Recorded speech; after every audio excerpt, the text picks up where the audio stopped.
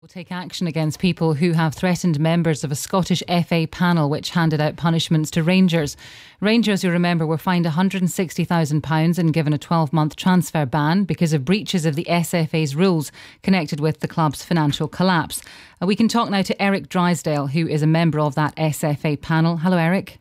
Hi, good afternoon. Can you tell me when you became aware that that your name was in the public domain, that you'd been named online? Yes, I first became aware on Tuesday evening. It had been published on one of the Rangers fans forums, and I think there had been one or two Twitter messages as well.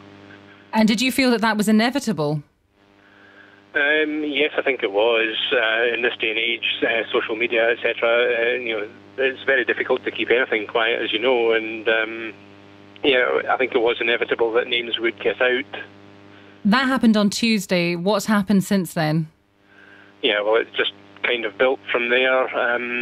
There were, as I understand it anyway, there were messages to certain officials of the Scottish FA and one or two messages to my club and to myself. Not particularly threatening, I have to say. It was more abusive than anything else. But still, it was enough to cause a degree of concern. The Scottish FA involved Strathclyde Police counter-terrorism officer, and we have all received advice regarding how to deal with things like suspect packages and anything unusual in our around our homes and so on. It doesn't make it any less serious, but were these messages confined to work, i.e. because you're Secretary of Wraith Rovers, were they going there, or were you getting anything at home? Well, I've had calls to my mobile that I'm speaking to you from just now. Right. Nothing directly to my home, no. And what kind of impact has that had on your working life and your everyday life? Are you having to change anything because of this? Well, yes. I mean, obviously, with the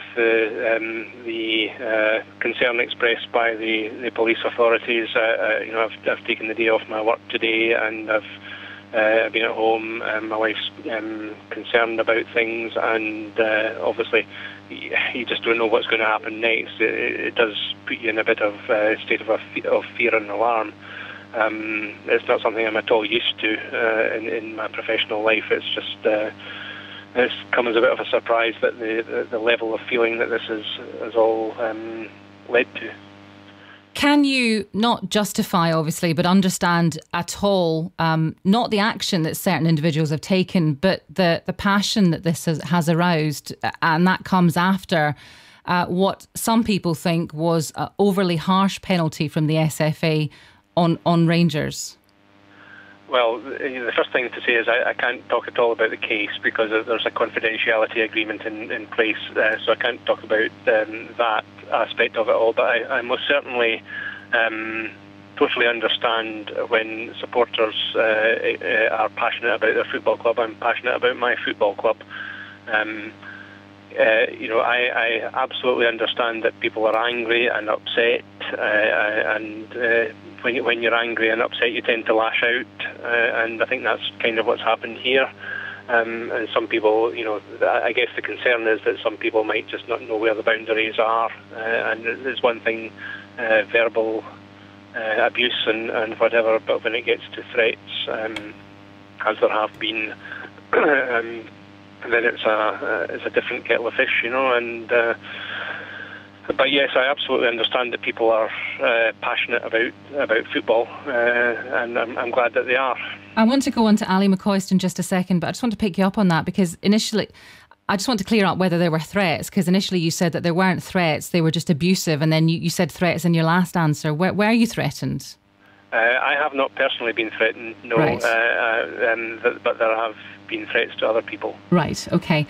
Let me just ask you finally about Ali McCoist. He's said today he's condemned as disgusting the threats that have been made to yourself and the two other members of the public, of the panel. And I just want to quote what he says. It's important. He says, I would not for one moment want anyone to interpret my remarks as a signal to engage in any form of threatening behaviour. Such activity disgusts me, and anyone who engages in it does Rangers Football Club nothing but harm.